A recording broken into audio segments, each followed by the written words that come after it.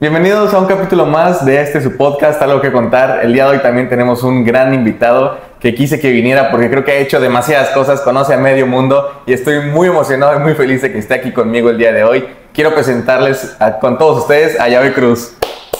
Gracias. ¿Cómo estás, Yabe? Gracias, mi brother. Bien. Sí. Gracias por invitarme a tu podcast. Me da mucho gusto el ver que pues siempre hay algo que contar. Realmente ahí sí entendemos la misma vibra, tenemos la misma vibra. O sea, uno nunca se queda sin algo que contar. Claro. Sí, creo que tú tienes muchas cosas que contar, muchas historias. Sí, ahí va, se intenta. Sí. Oye, ¿qué te parece que empezamos, que nos platiques un poco más cómo ha sido crecer con ese nombre que tienes tan importante, el Yabe? Pues principalmente uno no lo dimensiona cuando eres niño, o sea, soy Yabe, pero ¿por qué se llama Juanito? ¿Por qué se llama Miguelito? ¿Por qué se llama Toño? Y Yabe, como que no lo dimensionas hasta que ya creces, ¿no? Y ya empiezas a entender un poco como que, pues la importancia de cargar un nombre, pues muy importante. O sea, mucha gente de la tercera edad o incluso, pues que sabe mucho del tema bíblico, sí te va a decir, oye, tienes un nombre muy importante y tienes que dar el ejemplo de ese nombre. Casualmente, pues te lo dicen tantas veces que se te queda como grabado en la cabeza, ¿no? Cuando era niño, sí tenía mucho Era una persona muy movida, lo sigo siendo, ¿no? Siempre he buscado algo que hacer. No me gusta el hecho de que yo tenga que estar quieto, ¿no? Nunca me ha gustado estar quieto. O sea, siempre digo, vamos a hacerlo. Y me he caracterizado por ser una persona pues social, ¿no? O sea, me gusta mucho el platicar, el escuchar las historias de las personas. Y de los pocos recuerdos, bueno, no pocos, tengo bastantes, pero de los más memorables puedo decir que comencé a entender que era una persona pues que le gustaba platicar y escuchar la experiencia de otras personas. Fue cuando tenía 4 años, mi papá se cortaba el cabello en Gran Plaza y me llevaban para pues que yo pudiera, pues que me cortaran también el cabello. Pero en lo que yo esperaba, pues sí, solía hablarle a toda la gente que estaba en el área de recepción, ¿no? Les contaba mis cumpleaños, mis piñatas, les contaba todo. Siempre había algo que contarles, incluso he tenido 3 o 4 años. Oye, ¿Qué películas? Ajá. ¿Pero por qué? ¿Qué es lo que te llevaba a platicar con ellos? ¿Quién sabe? O sea, era como de, ¿sabías que yo hice esto? Y la señora, sí, excelente. Y yo así, pues vamos a seguir contándole. Y que mi piñata, y que Santa Claus, y eso y lo otro. Cuando venía mi papá a buscarme y la señora le decían, oye, tu hijo habla mucho, qué onda, qué buena onda, y que muy amiguero, y ojalá conozca a mi hija. Sí. Cosas así por el estilo, ¿no? Y era muy chistoso porque no me podía estar quieto. Ajá. Siempre me gustaba mucho el hecho de jugar como a jugar al cine, ¿no? También jugaba mucho al cine, jugaba a que yo era Cinépolis, a que yo agarraba los DVDs y ponía las ¿cómo se llama? Ponía el disco, ponía los VHS y jugaba que yo proyectaba las películas. Y jugaba que mi cuarto era la sala de cine, que yo decía, hacía los boletos de manera con crayones y todo, y se los daba a mi familia, de que tú tienes acceso a la sala 1, en la función de las 4 de la tarde. Checaba mi reloj y decía, 4 de la tarde, puedes entrar. Y me acuerdo que mi abuela, que en paz descanse, iba de visita muy seguido, y yo le dije, abuela, vamos a jugar al cine. Ajá. Y me acuerdo que perdió su boleto y le dije, abuela, con la pena, no puedes entrar. No, tienes que comprar otro ticket. Entonces, desde ahí fue como me empecé a dar cuenta que lo que yo quería, mi carrera, lo que, pues realmente mi personalidad se plasma mucho en el cine, lo audiovisual, cómo puedes comunicar a través de las imágenes, cómo puedes también hacer algo de negocios También me ayudaba mucho porque compraba dulces y los vendía. Se los vendía a mi propia familia, ¿no? Entonces agarraba los dulces y la dulcería del cine y mi cuarto era la sala. O sea, literalmente era el cine. Todo el concepto del cine tú querías materializarlo en tu casa. En mi casa, sí. ¿Y por qué? Me gustaba mucho. O sea, pero tu papá, tu mamá, tu abuelita, ¿algo tenían relacionado con el cine? Me llevaban mucho al cine. Su casa cuando gusten. Muchas gracias. Está cerca del primer Cinépolis que hubo aquí en Mérida. Entonces, sí tengo recuerdos, o sea, de frames específicos cuando fui a ver Buscando a Nemo, cuando fui a ver Bob Esponja. O sea, películas tienen 20, 25 años que salieron. Ajá. Que pues tengo ahí como que el chip de que mis papás me llevaron a verlas y yo en mi mente, como era lo más cercano que tenía para poder jugar, pues decía, yo quiero hacer eso, yo quiero jugar al cine. Y me gustaba mucho la radio y me gustaba mucho la televisión. Todo ese tipo de contenidos, de creación de historias, a mí me fascinaba mucho. Y comencé a adaptar esa filosofía de que cualquier cosa que hagas, cualquier día de tu vida es un episodio de una serie. Y el final va a ser, el gran final va a ser el día en el que tú llegues como a tu autorrealización. O sea, el gran día en donde te cases, cumplas un proyecto, compres tu primera casa, tengas tu primer vehículo. Ese tipo de cosas al final es un logro, pero atrás de todo eso está una historia, ¿no? Una historia que implica, pues, personas, que implica grandes anécdotas, grandes pérdidas, o sea, implica de todo. Sí. Entonces, desde ahí, desde niño, empecé a adaptar esa filosofía de que siempre hay algo que contar, siempre hay una historia detrás de algo. O sea, tú te imaginas a ti, te recuerdas cuando eras niño y ves una película pasar literalmente de cómo fue vivir esas etapas, ¿no? Justamente, ¿no? Las etapas creo que son lo más bonito. Claro. Y también crecí con una familia que pues les gustaba el negocio. Por parte de la familia de mi mamá, todos son personas que vienen del Líbano, que eran pues, comerciantes. Y mi mamá creció con ese estilo, ¿no? De ese chip en la cabeza de, todos tienen que hacer algo, ¿no? Él vendía telas, él vendía esto, él vendía en los años 40, en los años 50. Sí. Y por parte de mi papá también, o sea, mi abuelo, mi abuela, mi bisabuelo, mi bisabuela, todos venían de personas que estaban acostumbradas a trabajar. Y que su chip es, no voy a dejar de trabajar porque yo creo que lo que me gusta, lo estoy haciendo. Y si lo estoy haciendo, lo estoy disfrutando. Y me están pagando por esto, ¿no? Claro. Entonces también eso influyó mucho. También aquí yo jugar a ciertas tendencias, ¿no? De que, por ejemplo, en tercero de primaria, yo vi unas libretas en 10 pesos en un supermercado. Y dije, pues voy a comprarlas y las voy a vender en mi escuela. Y las compré. Compré las libretas y me acuerdo que como no sabía sacar costos, pues, tenía 8 años. Claro. ¿En cuánto las vendes? Y yo, en 10 pesos. O sea, literal, lo compré al mismo precio que lo vendí. Y fue como de, no gané nada. ¿Por qué? ¿Qué pasó? ¿Qué pasó? Y vendía las libretas, las maestras decían, ¿qué estás haciendo? Y yo, pues vender libretas. ¿En cuánto? En 10 pesos. Y ya, pues, obviamente las maestras así de que, no debería, pero dame una. Y yo, ¿cuánto es? 10 pesos. Ahí está. Y ya luego veía de que, a ver, vamos a abrir, ¿cuánto gané? Nada. Y yo, vientos. Aparte de que me reportaron, o sea, de que ese niño está vendiendo, no se puede vender en la escuela, esto no debería de ocurrir. Sí, oye, ¿y tus papás qué te decían? ¿Te apoyaban con todo esto del cine, con las ventas? ¿Te seguían o te decían, pues, espérate tantito? Realmente no se enteraban de que yo hacía esas cosas hasta que ya en cuarto de primaria, cuando decido moverme a otra escuela, un amigo que vendía stickers, vendía muchos stickers, y yo dije, le quiero seguir la corriente. Entonces, ¿qué hacía? Le compraba los stickers a él y los revendía. Y yo los revendía, pero no me salió tampoco la jugada. Y era de que, pues ni modos, ya, me voy a quedar con los stickers.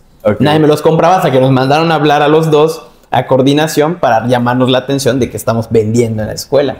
Y le empecé a agarrar el gusto a las ventas, le empecé a agarrar el gusto a hacer algo como de, quiero vender esto, quiero hacer esto. O, no sé, incluso vendíamos aviones de papel. Eso fue en segundo de primaria, que una amiga se hizo así de billete con puros avioncitos de papel, los pintaba, los decoraba, y yo dije, yo también quiero hacer eso. Entonces le compré un avioncito de papel en 2 pesos, lo vi, aprendí a hacerlo y lo hice. Nada más que yo les puse otras cosas y ya fue que... Y lo vendiste. Y lo vendí en 5 pesos. Y también te fue bien. Ahí sí me fue bien, ahí sí me fue bien, sí. Oye, pero... ¿te costó de alguna manera el cambio de escuela para adaptarte, no? ¿O siempre fue sencillo para ti, como dices? Al principio sí. La escuela donde venía tenía un tipo de filosofía un poquito no complicada, pero sí era dificultoso en el aspecto de que, pues, un poco más de independencia, ¿no? Fomentaba más la independencia en el aspecto de que, pues, si tú olvidas de tus cosas es tu problema, averígualo. Y causaba que otras personas decían, pues la perdí, le voy a robar a esa persona, y se la robaban. Era como que aprender a sobrevivir, aprender a desarrollar tus propias estrategias de supervivencia, y hazle como puedas. Y cuando me cambio a la otra escuela, me doy cuenta que es totalmente distinta en cuanto al nivel educativo y los valores que se fomentan. Por ejemplo, a alguien se le caía sus 15 pesos y venía otro y, oye, te caía tus 15 pesos. Y yo así de choqueado, así de, ¿qué? ¿Cómo? Es mío, ¿no? No, nada. Al contrario, decía, oye, pero en mi otra escuela se hubiesen robado los Claro. 15 pesos. Sí. O se hubieran distribuido tú 10 y él 5. Pero sí me sorprendió mucho ese aspecto, ¿no? Y en cuanto a amistades, sí se me hizo fácil el poder, pues, entablar conversaciones y desarrollar una amistad a largo plazo. Ok. Que justamente fue un amigo, es un gran amigo que tuve, ¿no? Ahorita, hoy en día, pues ya no hablamos tanto, nuestros caminos están súper separados. Sí. Pero en su tiempo sí fue muy el hecho de que fue tan buena nuestra amistad que terminamos yéndonos de viaje juntos, ¿no? A Disney. Ok. Qué padre. Entonces, irte de viaje con tu mejor amigo a Disney es como, wow, son niños, la Claro. ilusión vive, qué padre que podemos convivir ese tipo de cosas, ¿no? ¿Cómo Y qué edad fue eso? 12 años. Ah, los A 12 los años. 12 años nos fuimos. Ok, ¿y cómo fue vivir esa experiencia de irte a Disney? ¿Fuiste solo con tu amigo o con tu familia? No, mi familia y la familia pues no puedes de él. ir solo, ¿no? Sí, Claro. no, todavía no, ojalá, pero ahí sí, todavía no. Y no, fue una experiencia muy bonita y también refuerza mucho lo que hoy en día pues pienso, ¿no? Las personas llegan a tu vida en cierta forma a hacer ciclos. No todos, hay unos que llegan para quedarse y hay otros que llegan como en el momento adecuado porque el momento lo pide. Sí. O sea, llegan, cumplen un ciclo en tu vida, te aportan algo bueno, te aportan algo malo, que aprendes y dices, ah, mira, ya no me hablo con esa persona, pero me enseñó esto. Son ciclos, ¿no? Entonces, a partir de eso empecé a entender que los ciclos son personas. Las personas tienen un tiempo, ¿no? En tu vida que se van a quedar o no se van a quedar. Todo va variando, pero muchos, y la gran mayoría te va a dejar como una enseñanza Claro. de tu vida, ¿no? Ah, mira, él me dijo mis verdades. ¿Desde qué momento te diste tú cuenta de eso? Yo creo que a partir de hace como unos 4 años, 5 años, que comencé como a entender, ¿no? Principalmente que te dicen, Ok. ¿no? Mi novia generalmente, ella fue como que me dijo, mira, yo creo que las personas llegan a tu vida en ciertos momentos, te ayudan, ¿cómo se puede decir? Como te motivan a ser una mejor persona o te dejan una enseñanza que quizá no nos llevamos mejor o no nos llevamos en sí, pero aprendí algo de ti y tú aprendiste algo de mí. Claro. ¿No? Por ejemplo, si tienes una discusión con alguien y ya no te llevas, aprendiste que, por ejemplo, el dar tu opinión y no escuchar a la otra persona tiende a hacer como un boom, ¿no? Entonces, para la siguiente tú ya sabes que cuando conozcas a una persona, pues tienes que escuchar. O sea, son detallitos que vas aprendiendo por parte de la experiencia. Claro, y de esa manera ya no te quedas con un mal sabor de boca de que pues esta persona se fue de mi vida y Ajá. no me enseñó nada, sino que ahora te enfocas en, ok, ¿qué fue lo que aprendí de esta persona, no? ¿Qué fue lo que Justo. aprendí de la experiencia que tuve de ser parte de esta amistad tan buena, ¿no? O tan Exactamente. mala que llegué en algún momento. Sí. Oye, luego de, ok, estamos con el Javet de los 12 años, ¿en qué etapa estás más o menos? ¿Como secundaria? Entrando a la secundaria, ¿no? Estaba, en los 12 años estaba en quinto de primaria. El cambio ya ahora sí a secundaria es cuando empieza a llegar el famoso periodo de adolescencia. Sí, justo. Que como su nombre lo dice, ¿no? Adolecer es el doler, el cambio, que ni siquiera uno se entiende. En la adolescencia creo que es muy complicado como encontrar a alguien que pueda hablar tu idioma, porque a veces los papás también tratan de entender ese concepto de la adolescencia, porque también ellos fueron adolescentes. Por supuesto, sí. Pero no en la época que estás viviendo hoy en día. Ujú. Y justamente es cuando ocurre este tema de que, pues, estás en ese periodo de me gusta tal persona, me atrae tal persona, cómo me acerco, o defines igual tu personalidad. Hubo un tiempo en el que yo fui introvertido, por más difícil que suene creer eso. Durante mis 2 primeros años de secundaria fui la persona más introvertida de todas. pasa, claro. O sea, sí me centré mucho en los estudios. Casi tengo un mejor amigo, bueno, en ese entonces lo conocí. Y comenzamos una gran amistad que hasta hoy en día lo sigo viendo. No a la misma frecuencia porque pues, estamos separados por estados, pero en ese entonces él era mi único amigo con otros dos personas más. Y yo enfocado full en estudiar, en ser el mejor promedio, en ser esto, en ser lo otro. Lo que sorprendía era que mis papás nunca me pidieron que yo fuera el mejor promedio. O sea, simplemente le agarré el gusto a estudiar, a leer, a documentarme lo suficiente. Oye, pero ¿por qué crees que sucedió ese cambio de que ya ve tan extrovertido al ya ve introvertido? ¿Qué fue lo que pasó? Yo creo ¿O simplemente fue la adolescencia? Yo creo que fue la adolescencia Ok. y una respuesta como de supervivencia que tiene el cuerpo humano ante algo que no conoce. Ok. O sea, por ejemplo, bueno, de las veces que yo veía películas, veía series, escuchaba la radio, te mostraban la adolescencia como algo de fiestas, amigos. Oye, la primera vez que vas a probar el alcohol, que besos, o sea, ese tipo de cositas como que yo no estaba listo para afrontarlo. ¿Cuál fue mi mejor arma para poder como decir, no quiero vivir esto? Pues fue como más de, voy a hacerme introvertido, voy a alejarme de esto porque no estoy listo para vivirlo. Tal vez sí lo quiero vivir, pero no ahorita, no es el momento para hacerlo. Interesante. Entonces, justamente yo creo que fue un mecanismo más como de defensa, no quiero vivir esa experiencia aún. Oye, y en ese me mencionabas hace rato que, bueno, por afuera del podcast, que hacías filmes stop motion. ¿Esto fue en esta época? ¿Fue antes? Fue toda la época de primaria para secundaria. Okay. Pues igual, tengo un hobby de coleccionar cosas. Me gusta coleccionar, pues, mayormente Transformers, que son mis películas favoritas. Okay. Entonces, muñeco de peluche o juguete de Transformers que sacaban, pues yo me lanzaba a la tienda y los compraba. Ahí gastaba todos mis ahorros. Digo, hoy en día pues ya tengo una colección muy grande, por supuesto. Pero en ese entonces yo decía, pues los tengo allá sentados, le voy a robar la cámara a mi mamá y voy a jugar a hacer stop motion. ¿Y me ponía lo que era el stop motion? Sí. O sea, sí ya habías investigado entonces. Lo veía de videos de YouTube. Okay. O sea, que agarraba y veía videos de YouTube que en ese entonces de que, no sé, GTA San Andreas versión Bob Esponja de Lego. Y yo, mira, se mueven los muñequitos, los juguetes, me lo voy a hacer. Y ya empezaba a documentarme y empezaba a replicarlo. Sí.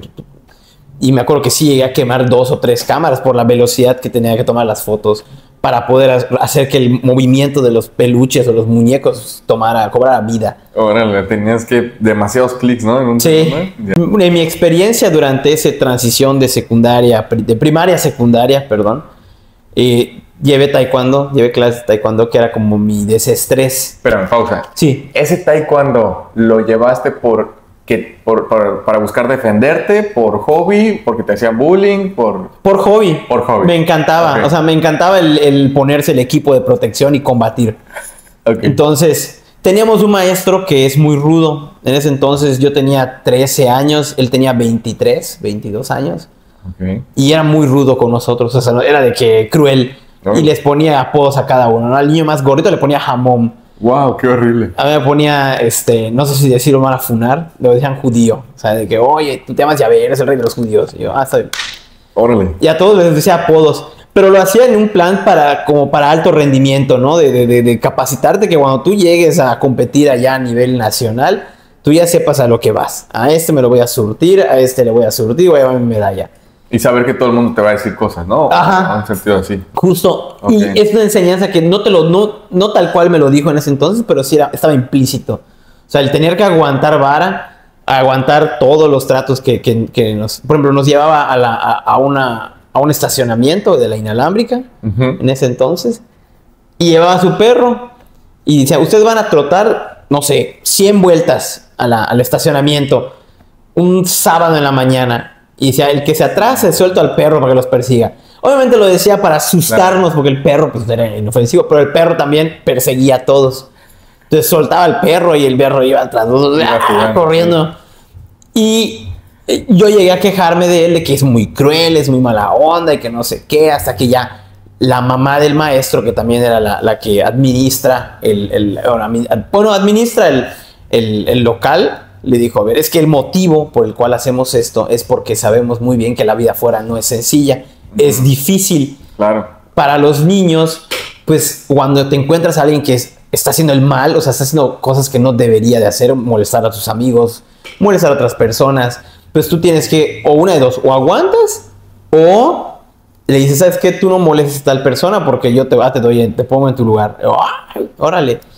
Claro. Ese tipo de enseñanza, como que el aguantar y saber que también, por ejemplo, en algunas competencias donde solíamos ir, sí tirábamos mucho al primer, al segundo lugar. Como que tanta práctica que nosotros teníamos era de primero y segundo. Y había veces donde sí, de plano nos revolcaban y nos metían de golpes y claro, perdíamos. Llegaba él y es que perdiste y te pegaba con una botella de Powerade vacía en tu cabeza. Y así, wow.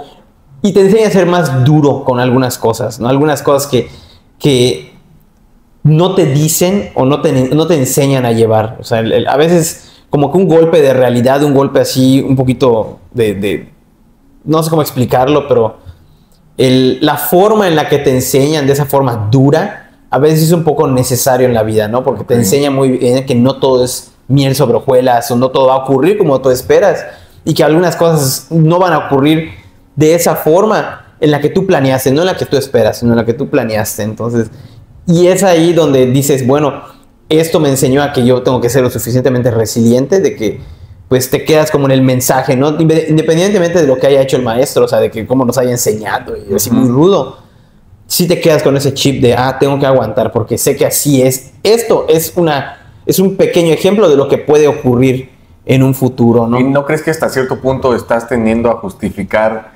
el mal accionar de una persona? Sí y no. Okay. O sea, sí llegué en un punto en el que yo dije, está mal, no es posible que sea un maestro así. Cuando comencé ahora sí a ver las cosas a competencias, porque lamentablemente ese maestro fallece un 12 de diciembre del 2013. Fallece a la edad de 22 años. Muy joven. Muy joven. Cáncer de estómago, haciendo su servicio militar a mitad de una consulta. Wow. Y después de eso, yo seguía en competencias, seguía en cosas, pero las nuevas generaciones que llegaban, que no eran entrenadas por él, no se adaptaban muy rápido al cambio, o sea, perdían y no aprendían a llevar esa derrota, ¿no? Hoy no gané, molestos, y yo decía, pues no gané, pues ni modo, o sea, yo lo aprendí a la mala, o sea. Ok. Entonces como que al principio sí decía, es que ese maestro es injusto. Cuando falleces, cuando ya empiezo a entender qué tan importante era que los enseñes con un poquito de severidad. De mano dura. De mano dura, para generar esa disciplina de poder adaptarte al cambio, de aguantar las pérdidas y seguir luchando para que lo hagas. Claro, y sobre todo dejar de tomarse las cosas tan personales. Justo. ¿No? Ok, y me comentabas también que llegaste a ganar alguna medalla. Sí, mi primera medalla no fue de taekwondo, fue en el colegio en donde estuve, los primeros años de mi vida. Ajá. Veía que todos tenían medallas, veía que a todos los pasaban al frente y les daban que su diploma, que su medalla del Spelling Bee, cualquier cosita que ellos hicieran destacable, les daban la medalla. Y yo dije, quiero mi medalla. No sé qué, no me acuerdo cómo la obtuve, porque sí me acuerdo, sí recuerdo el sentimiento de tener mi primera medalla, de que wow, me gané una medalla. Pero sí fue, ya me acordé, participé en una obra de teatro que era la Caperucita Roja o Cenicienta, pero era en inglés. Y yo era uno de los ratoncitos, entonces me tocó bailar y cantar en inglés, hasta que ya me dijeron, no, pues por tu buen promedio y porque te portaste bien y todo, te vamos a dar tu medalla. Y yo estaba, wow, yo creo que es un core memory el día que me dieron esa medalla. Bueno. Una cosita chiquitita, pero para mí era lo simbolizaba lo máximo. Y pues también te hace entender que pues cuando tienes un objetivo y lo logras, no importa si la recompensa es pequeña o es grande, al final del día, pues lo vas a valorar porque ya luchaste por eso. Entonces es como que sí te da mucho el feeling, ¿no? Ahorita si ves la medalla, pues es una cosita así chiquitita. Claro. Pero en ese entonces para mí era lo máximo, o sea, era decir, sí puedo hacerlo, sí lo pude hacer. Vale más el hacer las cosas por ti mismo, ¿no? Ajá. Que el hacer trampa y conseguirlo de cualquier manera. Ajá, justo. Platicando un poco sobre tus papás, ¿quiénes son tus papás? ¿Qué han hecho tus papás? Ellos, porque también sé que te han marcado mucho. Bastante. ¿No? Entonces, para bien. ¿Cómo es que te han marcado? ¿Cómo has ido a crecer? ¿Qué te han enseñado ellos? Me han dejado ser. Okay. Que principalmente me han dejado ser. No han intentado formar a alguien que no es. O sea, sí me han dicho, cuando yo hacía algo, en vez de que me digan, oye, ¿por qué hiciste eso? Oye, ¿por qué pintaste la pared? Sí me decían de que, oye, qué bien dibujas. Qué bien haces las cosas. Al principio mi papá no pasaba mucho tiempo conmigo porque pues él estaba dedicado full a fundar la empresa familiar. O sea, él se pasaba día y noche ahí, encerrado, tratando de levantar esa idea, ese sueño que él tenía desde que era muy joven. Él la fundó él solito, no es de sus abuelos.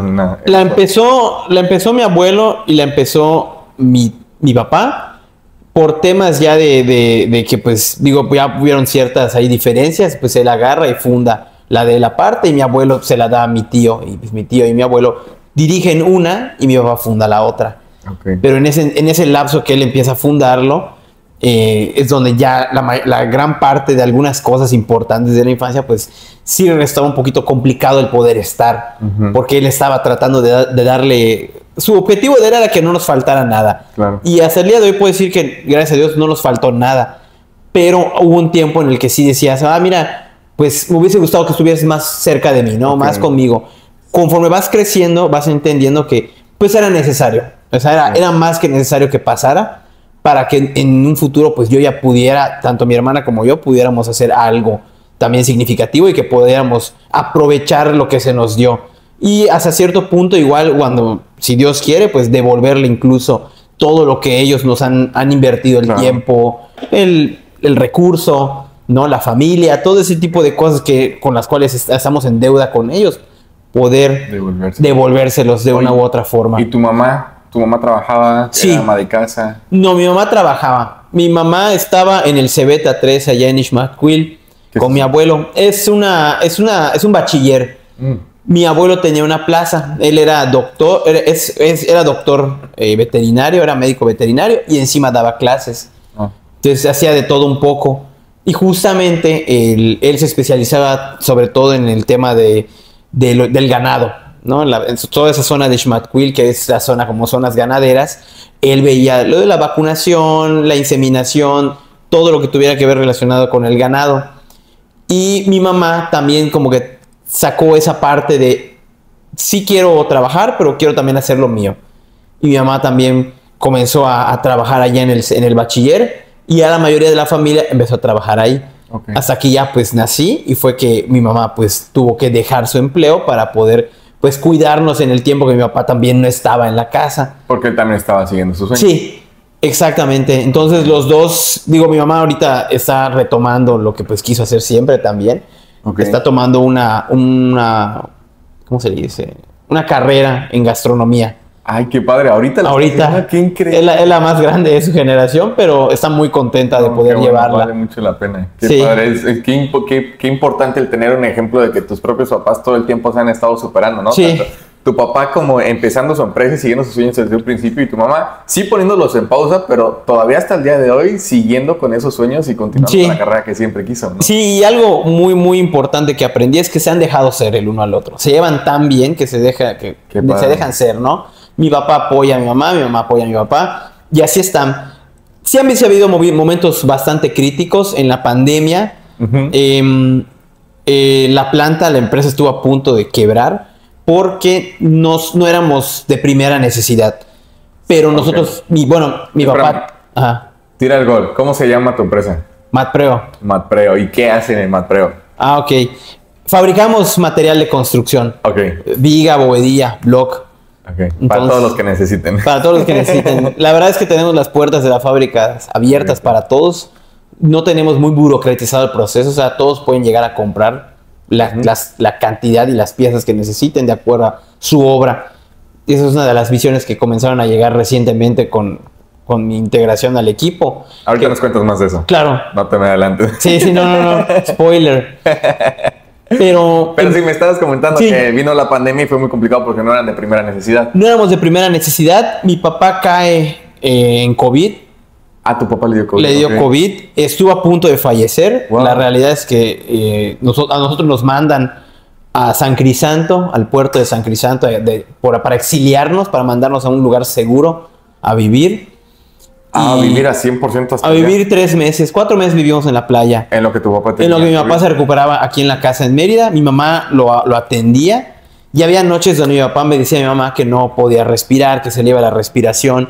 Y tenía los pendientes de que no podía dejar a la gente atrás, no podía dejar a todo su personal que cayera, ¿no? Sabiendo que pues también tienen que sacar para la comida, para sus gastos básicos, necesidades básicas.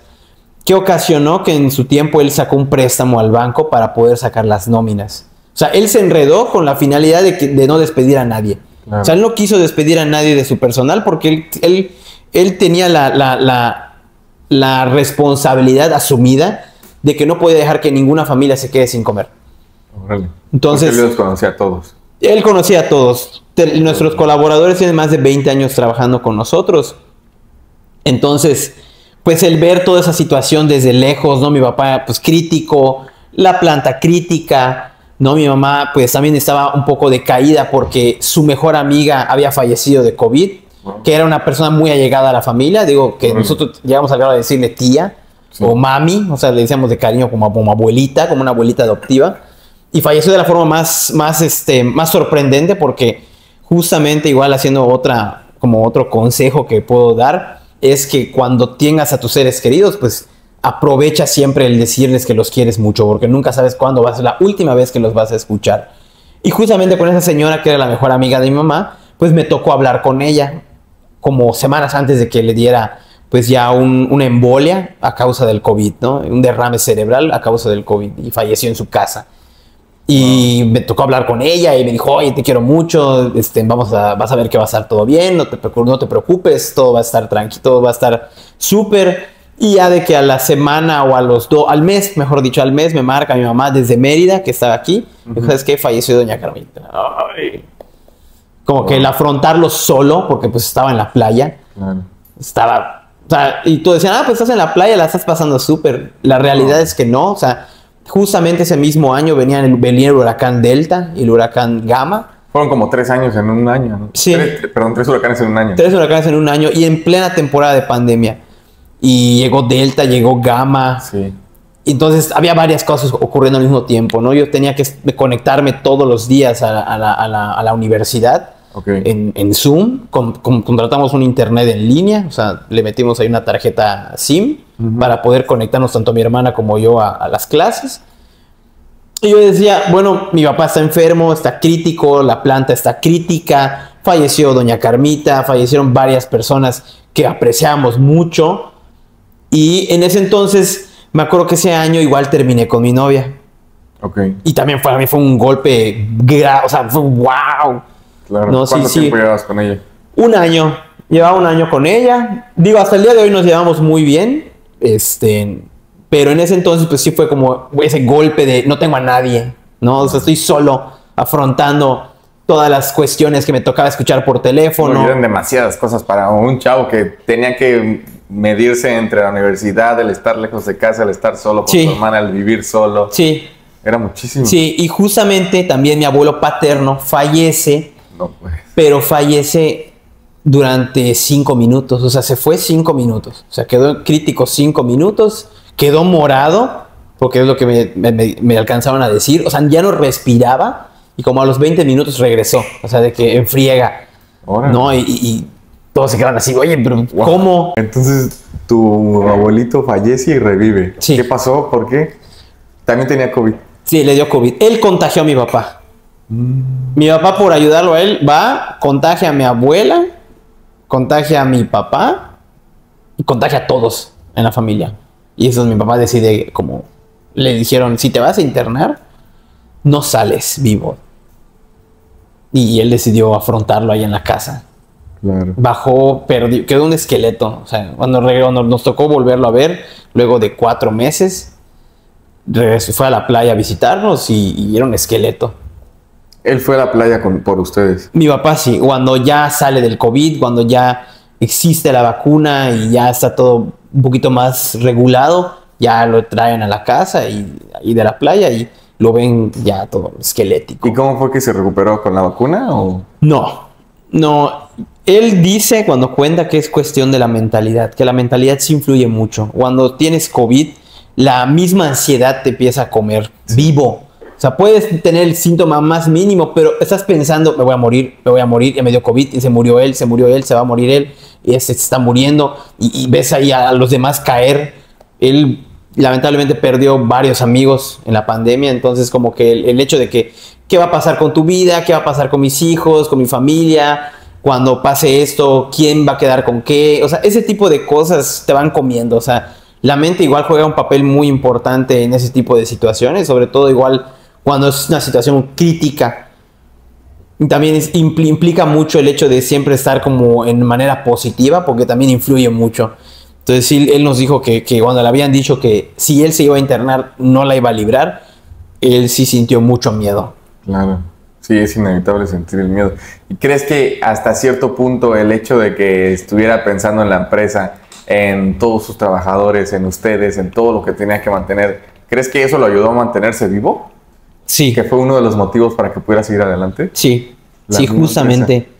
Sí, fue algo que lo motivó, porque él es una persona que creció siempre pensando en la gente, o sea, siempre, y también eso lo comunicó, no sé cómo decirlo, pero sí lo transmitió por las generaciones, por mí, por mi hermana, que nunca le hacemos, o sea, siempre somos nunca vamos a ver a alguien feo por la situación económica, ni por nada que tenga que ver factores externos, porque pues mi papá creció de la nada, o sea, él vino de nada, y siempre nos ha comunicado, transmitido ese ambiente de nunca seas o nunca quieras aparentar algo que no eres, ¿no? Nunca quieras pisar a los demás porque no ganas nada con pisar a los demás.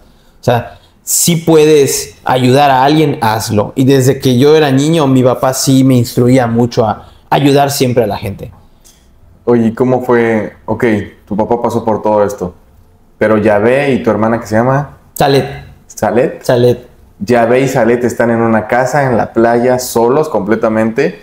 ¿Qué hacía Yahvé una tarde después de la universidad ahí, o sea, tratando de sobrevivir? ¿Cómo fue el pasar esos días y con tantas malas noticias? Veía novelas turcas. No es cierto. Me distraía. Algo que sí me ayudó bastante fue la distracción. Ok. Yo creo que cuando estás saturado de muchas cosas estresantes, de muchas cosas que no puedes cargar, como que lo que primero que buscas es una distracción. Y la primera cosa que te llame la atención es como de, aquí me voy a enfocar toda mi atención. Y esa distracción genera algo que te dice, mira, pues no quiero pensar en lo demás, voy a pensar solo en esta botella de agua. Uh-huh. Mi distracción fue el hecho de meterme a todas las actividades que hacía la universidad en línea. Okay. Saturarme. O sea, ahí sí también fue un error mío porque me saturé de más. O sea, me puse más cosas de las que quería. Al principio sí me metía a todas las actividades, era una persona muy proactiva. Ajá. O sea, decía, mira, quiero hacer esto. Y me metía. Voy a dibujar y hacía esto. Voy a hacer esto. Y me metía a los talleres y me metía a apoyar a la universidad en todo lo que requería en cuanto a marketing, publicidad. Y me ayudaba a estar un poquito fuera de la realidad. De la realidad. También, ahora que lo recuerdo, en ese entonces yo hacía videos para Legado Cinema. Grupo Legado. Okay. Grupo Legado es el proyecto de un egresado de la Escuela de Comunicación, uh-huh, que nació con la idea de que él pueda tener varios canales, y uno de esos era de la NBA en español, otro de música, uno de cine y otro creo que de NFL. Okay. Yo agarro cinema porque igual comencé a escribir notas de películas. ¿Qué si va a salir algún próximo estreno? Yo qué pensaba, o qué noticias había del próximo estreno. Aprovechaba y también grababa TikToks. O sea, que empecé a generar contenido. Okay. Generaba contenido, escribía mis guiones, descargaba todo el contenido para poder editarlo y sacaba un video. Las 5 mejores películas de julio. O qué películas vienen en junio del 2022. O ese tipo de contenido, pues como me comenzó a distraer. Y comenzó a dar a conocer también mi trabajo, algo que, lo que me gustaba hacer, el editar, el salir a cámara en TikTok. Intenté armarla en TikTok, sí me funcionó, pero no era el público que yo quería. O sea, yo quería un público adulto. Ay. Y tuve un público infantil que me preguntaba, oye, ¿cuándo va a ser la próxima película de Sonic? Y yo estoy hablando de una película de suspenso.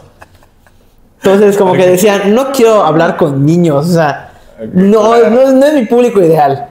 ¿No? Y me decían de que, ¿y Bob Esponja? ¿Sabes alguna noticia? Y yo, no. O sea, sí, pero no. O sea, no es el TikTok adecuado. O sea, porque estoy hablando de géneros de suspenso, de terror, Y dejé TikTok. O sea, y sí, tengo todavía mis videos en mi perfil. No he entrado. La verdad es que ahí los tengo como para el recuerdo, cuando estaba más flaco y más guapo. Pero sí me dediqué mucho a generar contenido. Y me empezó a dar ideas también. Sé que tanto Cinépolis como Cinemex no dejan grabar en las instalaciones. Entonces me acuerdo que cuando comienza como que a quitarse esas brechas de ya puedes salir, pero cuídate con cubrebocas, ajá, tu distancia, los cines comienzan a reaperturar, empiezo igual a distraerme un poco más porque ya tengo más cosas que puedo hacer. Todo lo que en pandemia estuve haciendo en una computadora buscando distracciones, ya finalmente empecé a ver las cosas como una serie, ¿no? Una serie que ya decía, puedo hacer esto, lo quiero intentar. Vamos a decir que el martes es un nuevo episodio de mi vida y en este nuevo episodio yo voy a ir a Cinépolis y quiero pedir ir a grabar con las personas. Oye, ¿tu papá ya se había recuperado para ese entonces? Ya se había recuperado. Okay. Tenía el estrés de pagar esa deuda que tenía, de poder pues, salir con todo el estrés que ya tenía pues ya acumulado. Y yo estaba haciendo lo mío, mis pininos, ¿no? De grabar esto, salir aquí en ese episodio de Legado, que luego salíamos en NBA. Se tuvo la idea de un reality show también. Se comenzó a hacer el guión, se comenzó a hacer todo. Y también fueron ellos las personas que confiaron en mí desde un principio. Me dijeron, oye, qué bonitas están tus notas, qué bien escribes, las portadas que haces son llamativas. Y ellos me empezaron a abrir la oportunidad de decir, mira, puedo llegar un poquito más lejos. Y al día siguiente, quiero llegar un poquito más lejos donde ya estoy. Hasta que ya cuando decidimos regresar a la universidad a modalidad casi híbrida, fue cuando yo me acerco a Cinépolis. Primero a Cinemex. Cinemex en ese entonces, el que estaba en Canec, no estaba en números rojos. Tampoco voy a decir, salvé Cinemex porque el contenido. La realidad es que no. Pero sí fuimos como un punto también que ayudamos a ellos y ellos nos ayudaron a nosotros de poder pues generar contenido dentro de las instalaciones. ¿Tú llegaste en representación de la empresa con la que estabas? Sí, delegado, me mandé a hacer un uniforme, hasta los mismos, los meros me dijeron, ¿te hiciste un uniforme de nuestra empresa? Yo, sí. O sea, nadie había hecho uniforme, no. ¿Tú solito te hiciste? Sí. Me dice, ahí lo tengo ahí en la casa. Llegué. ¿Y siguieron con ese uniforme? Sí, o sea, solo a mí me lo dejaron, me dejaban portarlo. Entonces yo, ¿qué hacía? Iba a las premiers. Okay. Iba a las premiers, iba a hacer mis reseñas, a hacer mis reviews. Llegué y ya hablé con la gerenta, hablé con todos. Ajá. Nos dejaron grabar, fue un éxito el primer episodio porque salíamos en Cinemex grabando. Y ya obviamente también algo que sí quiero destacar es que siempre hay que ser agradecidos. O sea, por el gesto mínimo, pues nosotros les mandamos a hacer unas tazas que en ese entonces pues yo les dibujé a la gerenta, dibujé a todo el equipo de que estaba ahí en Cinemex y los hice en una tacita con los logos de Cinemex y qué todo. Padre. Entonces, ¿a tú solito tuviste esa idea? Sí, vamos a agradecerles, les voy a dar un detallito por gracias por hacer una sede para que nosotros pudiéramos grabar. Okay. Y ya después pues fue con Cinépolis, Harbor, que tampoco no dejaban grabar. Y fue de que, oye, te ayudo, déjame grabar y yo te ayudo a conectar estudiantes que estén buscando un empleo de medio tiempo, que quieran pagar su renta y que trabajen aquí en Cinépolis. Y llegamos a un acuerdo y ya fue que todos decían, oye, pero ¿cómo llegas a un acuerdo con el Cinépolis o Cinemex? Y yo les dije, pues es que también ellos necesitan ganar algo, necesitan, pues, no es solo llegar y pedir, también tienes que ofrecer la ayuda de que necesitan. Y fue de que empezamos a trabajar igual en conjunto hasta que también, pues, ya terminaron los episodios y comenzamos ya a agradecerles a todos. Claro, ¿y cómo tomaste la decisión de poder acercarte a los cines? ¿De dónde salió esa idea? Yo creo que, bueno, no creo. Mi mentalidad es que si no lo hago, o sea, si hay algo que me apasiona y me motiva a hacer algo, por más loco que esté, cosas buenas, no cosas malas. No me gusta quedarme con la tiribilla de hacerlo. Uh-huh. No hubiese quedado con el pensamiento de qué hubiese pasado si. Y me ha pasado muchas veces cuando estaba más niño que por temor propio no lo hago. Me encontré al actor de Electro, de Spider-Man, en un elevador y no lo saludé. Estuvo atrás de mí y no lo saludé. Y en mi cabeza hubiese sido, ¿qué hubiese pasado si yo lo saludaba o si le pedía una foto? Claro. Nunca lo hice. Y a partir de eso, digo, no solo fue eso, sino fueron varias cositas que también por miedo no intenté. ¿Cómo qué cosas? Puede ser, por ejemplo, yo creo que en ese entonces, cuando estaba más niño, había una competencia de natación. Ajá. Y me daba miedo en nadar en una piscina honda. Por más que yo tuviese nada de bucitos, tampoco era Michael Phelps. Pero me daba miedo y no lo hice. No me tiré. Todos los niños se tiraron a nadar y pues yo no me tiré. Me consumió el miedo y fue que pues ya me dieron de baja de la academia porque no quise. O sea, fue como de, me da miedo, yo no quiero. Y fue complicado. ¿Y cómo te diste cuenta que esas cosas te quitaban de aprender o de vivir otras cosas que te pudieran haber llevado a algo mejor? O sea, a lo que voy es, ¿por qué no te quedaste con ese pensamiento de no lo voy a hacer porque me da miedo? O no lo voy a hacer. ¿Qué crees que fue eso lo que ocasionó ese cambio de mentalidad?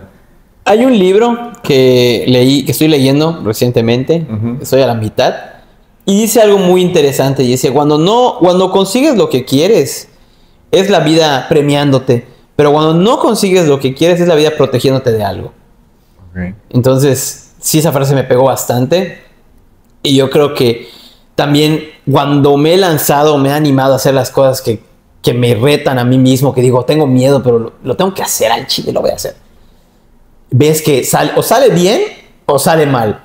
Si sale bien es como, ya vi el efecto que producen en mí y es como de, la próxima quiero intentar algo mucho más. O sea, llevar al límite. Y cuando sale mal es como, puedo reírme, lo puedo contar de anécdota.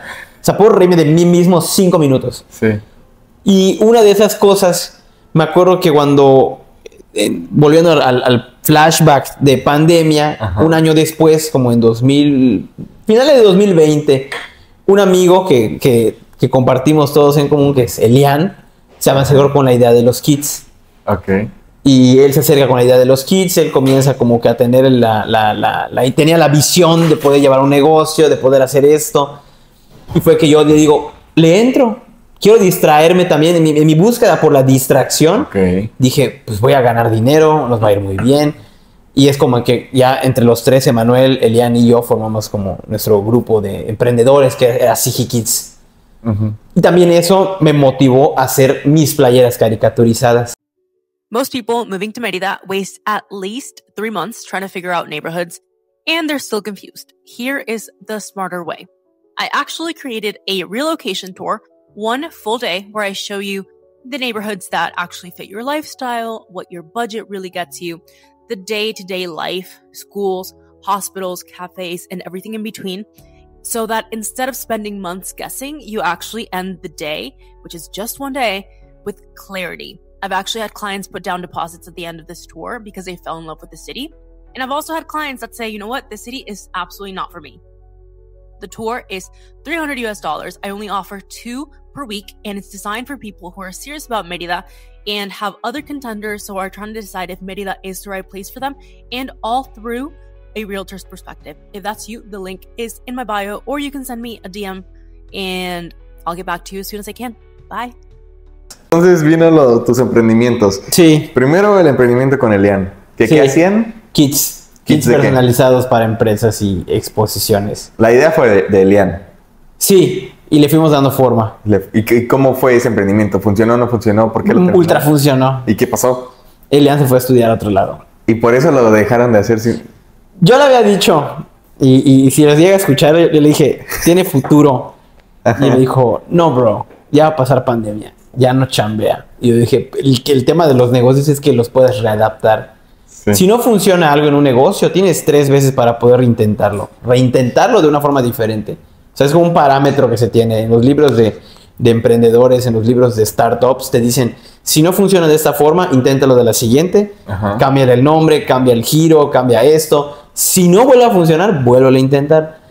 Y me quedé con esa tiribilla. Hubiese funcionado si hubiésemos readaptado. Tal vez sí, tal vez no. O sea, como que nunca voy a poder saber el resultado porque no se continuó. Claro. ¿Y por qué tú no lo continuaste? Tú solo. O Porque tú con el otro chavo. como proveedores sí te piden ciertos requisitos, la facturación, todo el tema que pues darse de alta. Y en ese entonces el que podía hacerlo era Elian. Ok. Entonces ya era un poquito más complicado hasta que ya los 3 decidimos pues disolverlo. Y lo de mis playeras continuó. Yo seguía haciendo lo de las playeras ¿Lo tenías eso al mismo tiempo? al mismo tiempo. ¿Y qué fue lo de las playeras? ¿Qué es? Yo caricaturizaba, ahora te digo, ahora está la IA, en ese entonces pues no había IA. Uh-huh. Yo caricaturizaba a las personas, o sea, alguien venía y me escribía, mi persona le gusta esto y esto y esto y esto. Yo me imaginaba a la persona con toda la esencia de esta persona, que es, no sé, a Carlos le gusta los bienes raíces y le gustan los perritos y le gustan tal cosa. Entonces ya dibujaba el inmueble y exponiendo y los perritos al lado, caricaturizados. Entonces el objetivo y la misión era que ese diseño nunca se repetía. Yo no volví a imprimir más cosas de eso. Okay. O sea, porque era para la persona, porque es la persona, es la esencia de la persona plasmada en una playera, en una taza, en un llavero, en varias cositas. Entonces ahí nacía como que la idea, ahí está la idea de el diferenciador. ¿Y cómo descubriste que podías hacer eso? Siempre me ha gustado dibujar. Siempre me ha gustado dibujar desde que tengo memoria. Mi mamá dibuja, mi abuelo dibujaba. Ok. Toda la familia por parte de mi mamá está acostumbrada a dibujar. Ajá. Entonces, desde niño dibujo. Cuando, o sea, como que son varios, estoy contando muchas cosas, pero todas están conectadas. Sí, 100%, sí. En primaria solía dibujar también. Me compraba nada más libretas para llenarlas de dibujos. Conservo como 3 o 4 libretas de estas. Órale. Me las quieren tirar por mi mamá, pero yo siempre digo que no. Nah, no las tires. No las tires, que no las tires, mamá.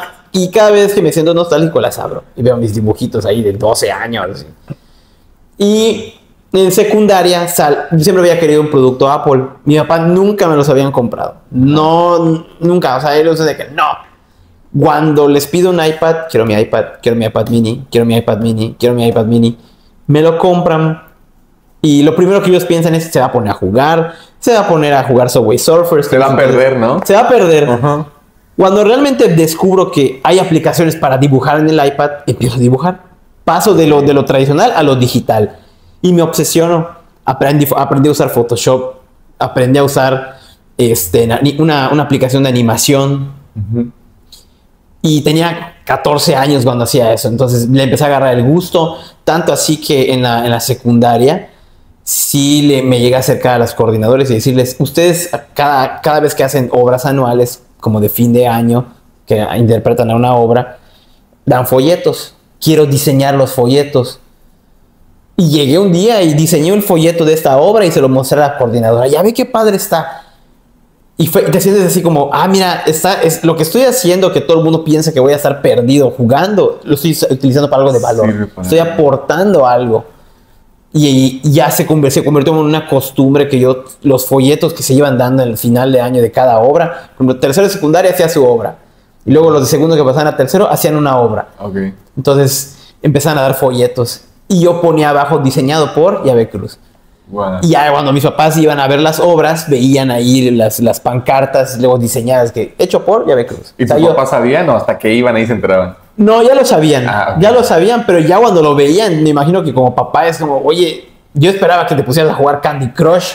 Claro. Pero también en esa temporada de experimentar y todo, porque digo, no puedo estar quieto, aprendí a hackear el iPad.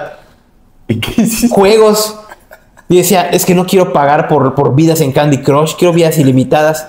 Entonces me ponía a ver tutoriales de cómo romper el código del juego con carpetas y empezar a meterlo cuando en ese entonces iOS no estaba tan fuerte. Sí. Y tanto así fue mi chistecito, no lo voy a hacer muy largo, pero hackeé un juego de Warner, de Injustice. Ajá. Que tenían sus códigos de juego y todo, y me metí creo que no sé cuántos millones de monedas. Y como la desarrolladora del juego se dio cuenta, me banearon. Me sacaron del juego. No me dejaron jugar porque dijeron: estás violando los acuerdos de Warner Bros. Y yo: perdón, quería jugar. O sea, ¿te escribieron? Sí, me mandaron una carta a los 14 años. No manches. Sí. Sí, me aprendí todos los códigos para meterlos en el compu. O sea, descargaba una aplicación en compu y conectaba el iPad mini y ahí ponía a hackear cositas. Oye, regresando al emprendimiento de las camisas y de los diseños. Dices que también te fue bien, ¿no? Te fue muy bien. Llegué a leer investigándote que las llegaste a mandar a diferentes partes del país. Sí. ¿Cómo llegó a eso? Una vez dije: me voy a alocar y voy a pagar publicidad para todo el país, a ver qué pasa. Y mi cabeza es: no puedes sacar publicidad de algo que todavía no tienes la capacidad de producir. Creo que eso igual es otra lección de vida, ¿no? Aprendida. Pero también es bueno y es malo. Una, porque te impulsa. O sea, ya lo hiciste, te lanzaste al barco. Claro. ¿Qué vas a hacer? Tienes que reaccionar. Y la otra es: no lo hagas. Si no quieres estresarte, no lo hagas. Y yo lo hice, agarré y sí, voy a pagar publicidad. Pagué publicidad y me empezaron a caer pedidos. De que entre esos pedidos también habían pedidos de niños. ¿Me puedes hacer una camiseta de, no me acuerdo que sea de modas, de Minecraft? Y yo así: no. Digo: ¿cómo me vas a pagar? Te pago en efectivo. Yo: pero no estás aquí, estás en Saltillo. O sea, no puedo ir a Saltillo a buscar el dinero. Claro. Y había 2 o 3 personitas que cuando comienzo a empiezo a mandar los dibujos, las caricaturas a ciertas personas que me fueron comprando locales. ellos lo subían, lo reposteaban y lo veían otras personas y luego se acercaban y ya me pedían. Llegué a mandar, donde sí me emocioné fue cuando llegué a mandar a Los Cabos. Llegué a mandar a Los Cabos, llegué a mandar a Ciudad de México y llegué a mandar creo que a Veracruz. Y no estabas muy limitado porque me imagino que te toma mucho tiempo el pensar, el hacerlo. Sí me tomaba mucho tiempo, le perdía dinero, la realidad es que mis costos no estaban muy bien definidos. Okay. Cuando empecé, eso sí, de plano, pura pérdida de dinero. Mi primera venta de mis playeras no fue en la cajita con la que yo acostumbraba a entregar, eran unas cajitas un poquito más rústicas. Uh-huh. Y me quemé varias veces con la máquina. Creo que tengo una de esas marcas, está por aquí. Es acá, es esto. Sí. Y me pasó de todo. Vendí, me hice amigo del Uber, creí que el Uber no iba a cobrar tanto por esperarme, porque el cliente me dijo, espérame a las 2 de la tarde, a esa hora llego, porque me movió la hora. Quedamos de vernos a la 1 en el centro y llegó a las 2. Entonces pues, me quedé ahí con el Uber platicando. Te hiciste amigo. Me hice amigo del Uber, me quedé con él, le empecé a contar de mi idea de negocio y todo el rollo. Le compré su coca. Cuando hago la venta, obviamente la satisfacción, 200 varos, o creo que 400 me pagaron por 2 playeras. Yo sabía de que, wow, la bolsita de cartón en ese entonces. Me dejan en mi casa por el Uber. Y cuando hacen así, son 600 pesos del Uber. O sea, le perdí más de lo que le gané. Pero fue mi primera venta a un público general que no fue un público de mi familia o amigos que me dijeran, oye, qué bonito está. Sí. O sea, iba a ser alguien que me diga, qué feo está, o está pésima tu calidad, o alguien que yo estaba expuesto a eso, ¿no? ¿Y qué te dijeron? Nada les gustó. Qué bueno. Les gustó. Entonces, para ti en ese momento importó más esa satisfacción que el perder todo ese dinero. Exactamente. Okay. Y al principio, antes de comprar las máquinas, las mandaba a hacer con alguien. Solo le ganaba 10 pesos a las playeras. O sea, así de mal estaban mis costos. 10 pesos por toda tu creatividad y todo tu esfuerzo manual. Pero ya podía ver las playeras hechas. O sea, ya podía ver algo. Eso, bueno, estaba empezando. O sea, le ganaba 10 pesos. Ya después empecé a tener mis márgenes. Empecé a meter tazas, empecé a meter playeras, empecé a meter libretas, llaveros. Y ya armaba los paquetes, ya imprimía las guías. Tuve un proveedor de guías y ya empezaba a mandar. ¿Y en qué momento dejaste de hacerlo? Cuando la universidad se complicó. Ya era bastante demandante el estar en la universidad. ¿Estudiabas qué carrera? Comunicación. Comunicación. Sí, okay. Sí, ventaneando 2. Pero ya se empezó a complicar porque los horarios ya no coincidían con mis momentos en los que yo podía dedicarme a hacerlo. Ok, pero no se complicó porque te fue mal en la carrera. O sea, no te iba mal. No me iba mal. Era nada más por los tiempos. No, gracias a Dios no me iba mal. Okay. Sí me gustaba. Bueno, me gusta lo que hago y me gustaba. Disfrutaba mucho la carrera de comunicación y pues las opciones que dan en esa carrera eran muy, muy buenas. O sea, me acuerdo que era de esas personas que como no se podía estar quieto, porque sí, la carrera de comunicación, mi estancia en la universidad fue de las cosas más bonitas que pude haber vivido, haber experimentado en mi vida.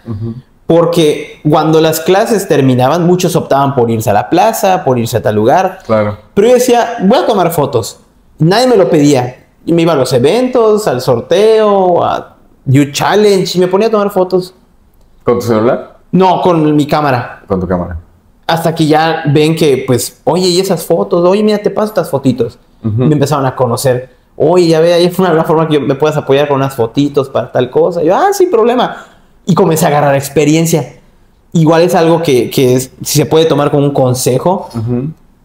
Cuando el mejor momento de tu vida es ahora. Okay. O sea, es cuando primero dices, o sea, tienes un sueño, es el primer mejor momento. Y el segundo es el ahorita. Claro. Que tienes la oportunidad de hacerlo. Y cuando tienes toda la energía, tienes toda la aptitud, toda las ganas de salir adelante, yo creo que a veces sacrificar ciertas cosas por ganar experiencia valen mucho la pena. Me acuerdo que en ese entonces en la carrera prefería 1000 veces quedarme a tomar fotos, hacer diseños de menús. Me acuerdo que varios amigos emprendieron sus negocios de comida, de hamburguesas, y en ese entonces nos enseñaban Illustrator. Entonces yo digo, voy a utilizar lo que aprendí en Illustrator para poder ayudar a mis amigos a que tengan menús y me pagan. y me pagaban por hacerles los menús. ¿Y nunca te costó el hacer amigos después de que ellos se iban a las plazas y así y tú te quedabas trabajando? No, yo era la persona más... Bueno, era de las personas más desastrosas del salón. Desastrosas. ¿Por qué? Mi grupito era de 13 personas. Bueno. Me la pasaba jugando pinturillo en algunas clases. Sí prestaba atención. Pero algo que me impresionaba era que me lo explicaban y lo entendía. O me gustaba mucho, me gustaba tanto el tema que me lo explicaron una vez y yo decía, pues voy a hacerlo. Y me encantaba. Okay. Entonces ya en mis tiempos libres, ya que eran clases como pues de relleno, de retroalimentación, pues yo solo iba a sentarme a echar relajo. Okay. Y la otra parte del salón, que era la parte tranquila, sí llegué a sacarles de quicio. O sea, sí llegué de que tu grupito no se calla y tú eres el cabecilla. Y así. Y luego me preguntaban, a ver si sabes esto. Y yo, sí lo sé. Es esto y esto y esto. Y todos, ¿pero por qué? Y ya le digo, es que realmente para mí esta carrera te encanta. Es fascinante. O sea, todo lo que ves en comunicación es fascinante. Entonces no lo veía como una carga, no veía las tareas como una carga. Digo, claro, llegaba un punto que sí también te estresabas por el ritmo de trabajo. Y aparte, pues en las tardes tomaba clases de salsa. Entonces, pues tampoco como que llegaba todo cansado a mi casa. Sales de la universidad y ¿qué sigue para Yahvé? Comencé a trabajar porque un amigo me invitó en videos musicales. Y también es otra lección que aprendí, que no eres el centro del universo. O sea, duele, ¿no? Porque uno como adolescente, como tirando a la adultez, salgo de la universidad, sé mucho, o no sé tanto, o tengo mucha experiencia, y tienes tu golpe de realidad. Así. Sí. O sea, pero ¿qué fue lo que sucedió que te dio ese golpe de realidad? ¿Qué te llevó a eso? Mi primera grabación, grabamos un video musical, me invitó un amigo porque él no podía estar presente. Ajá. Me dijo, oye, ya ves, vente. Y yo fui, sí, Don Juan, no voy a decirlo porque no puedo insultar, pero llegué así muy, sí, yo, director de cine de Hollywood. Ajá. Y me pusieron en el sol a cuidar una cámara. O sea, que la cámara no le dé el sol. O sea, me podía dar el sol a mí, pero la cámara no. Okay. Y yo dije, pero es que yo no merezco esto, yo merezco más. Y esto, y esto, y esto. Y estaba en una actitud nefasta, y nunca se me va a olvidar. Una actitud nefastísima. Odio. Y yo soy muy bueno, y la filmación, y... Tú llegaste con expectativas altísimas. Altísimas. Y me pusieron ahí a cargar aguas, a cargar equipo. Me hacen así del tingo al tango. Y ahí como que ya después terminó la jornada y en mi casa dije, wow, o sea, qué golpe de realidad me acabo de dar. No soy el centro del universo. Mientras más conozco, menos sé, porque pues hay un mundo abierto, hay gente mucho más preparada que yo. Y dije, al día siguiente voy a cambiar mi manera de pensar, de perspectiva, mi actitud. Y me acuerdo que al día siguiente llegué a set con una actitud completamente diferente, o sea, con ganas de aprender. Okay. Entonces, si ese día decía, vas a cargar cables en la arena, en el sol, voy a ser el mejor cargador de cables de la arena en el sol. De un día para otro tomaste eso. Sí, dije, no puedo, o sea, con esa actitud no voy a llegar a ningún lado. Okay. Y dije, no, si tengo que cargar cables en el sol, lo voy a hacer. Y voy a ser el de los mejores con una gran actitud. Okay. Y comencé a hacer, y gracias a eso, porque varias personas me lo dijeron, que hoy en día también son mis grandes amigos, que ellos están ya más metidos en el medio, ya están en un medio profesional, ya graban películas para Netflix, graban películas para Warner, Universal. O sea, ya cada quien tiene como que su historial, ¿no? Sesiones de fotos para Farfetch. O sea, son grandes ligas. Pero ellos fueron los que me dieron ese golpe de realidad cuando no los conocía todavía. Y en vez de tomarlo mal, dije, es cierto. Mientras más sé, menos. O sea, dándome a entender que no es suficiente el conocimiento que aprendí, sino hay más por aprender. Y nunca es suficiente.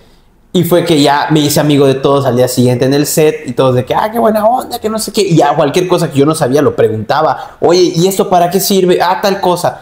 Y fue que al final pues terminé llevándome muy bien con ellos. Y me empezaron a invitar a producciones. Cada vez un poquito más grandes, cada vez un poquito más. Y ya comencé con la actitud, ¿no? Al 100%, de vamos a hacer esto y nunca enojarme. Y ya que fue que poco a poco empecé a escalar en proyectos un poquito más grandes. Pero más qué grandes. interesante cómo ese pequeño cambio de actitud, de mentalidad, es lo que te llevó a seguir avanzando. Porque seguramente si te hubieras quedado con esa actitud de no, esto no es para mí, mejor me voy.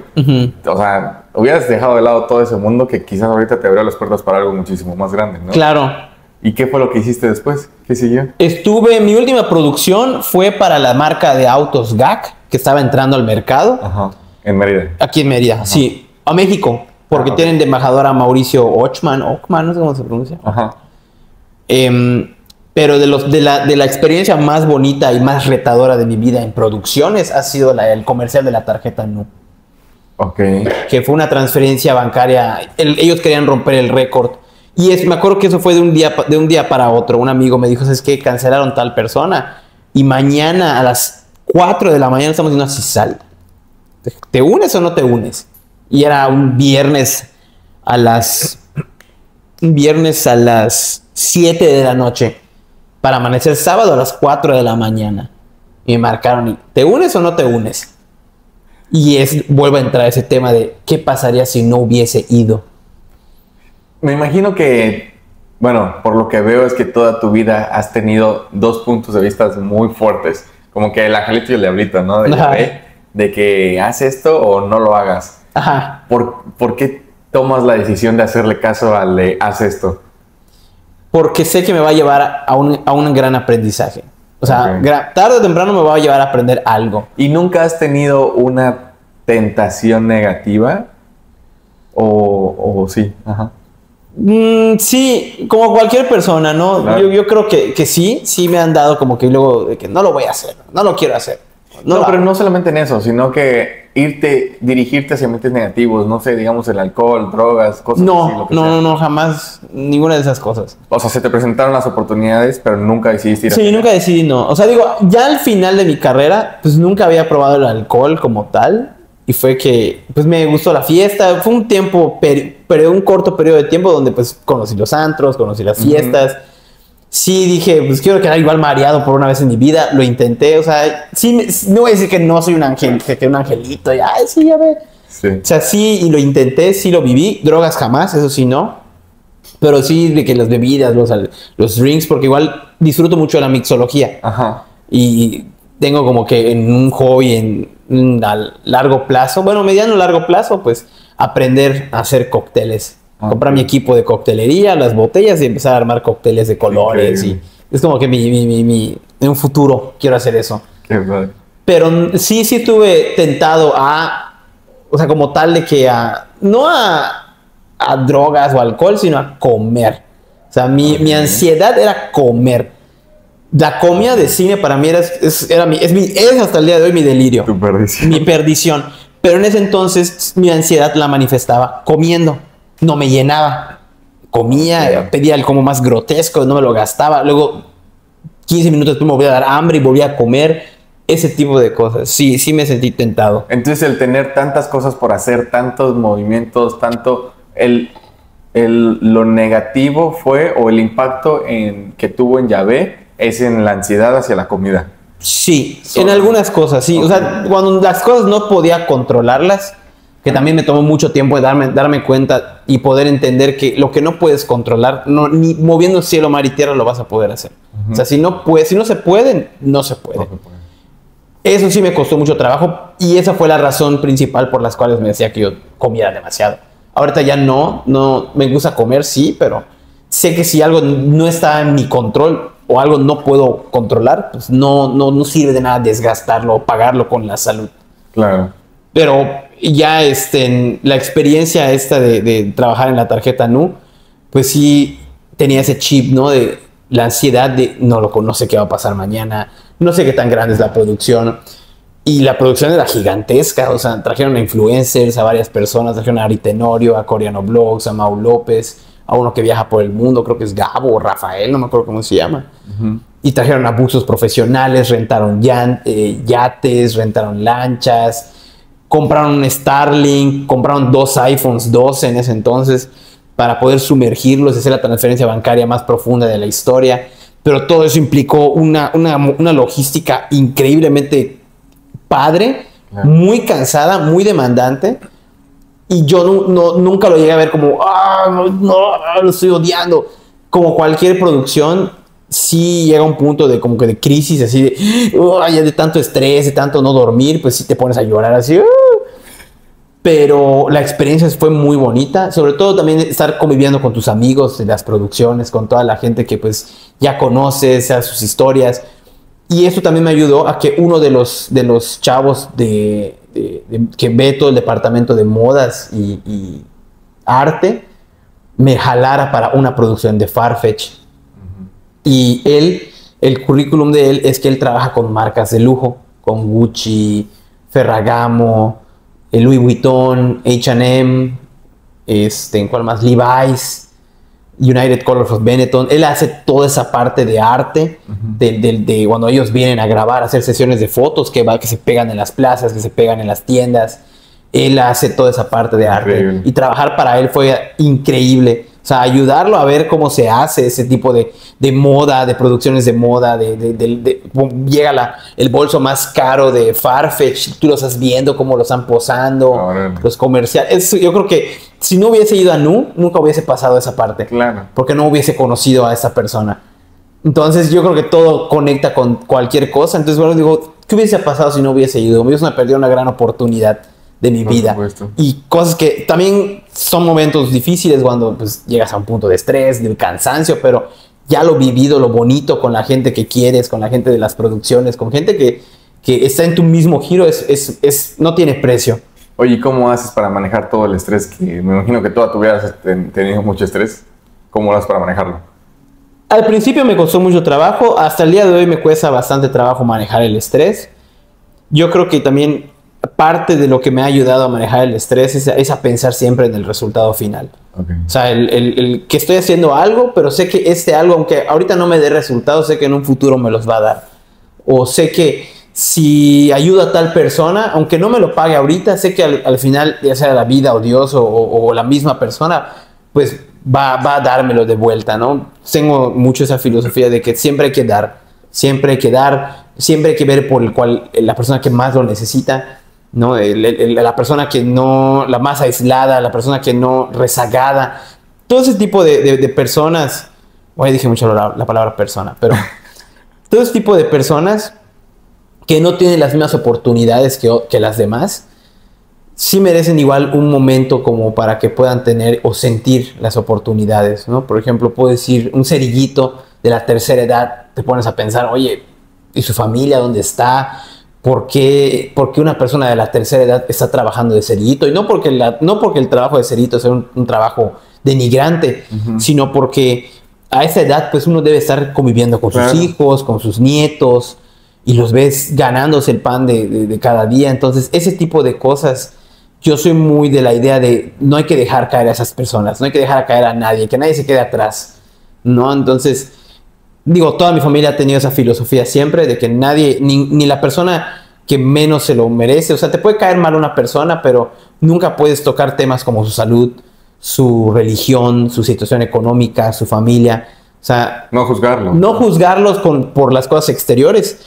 O, por ejemplo, si una persona no es muy buena persona, o sea, no tiene sentimiento, como que, no sé cómo decirlo, intenciones buenas, y ves que habla mal de otras personas y tal cosa, o sea, sí puedo decir, esa persona no me agrada.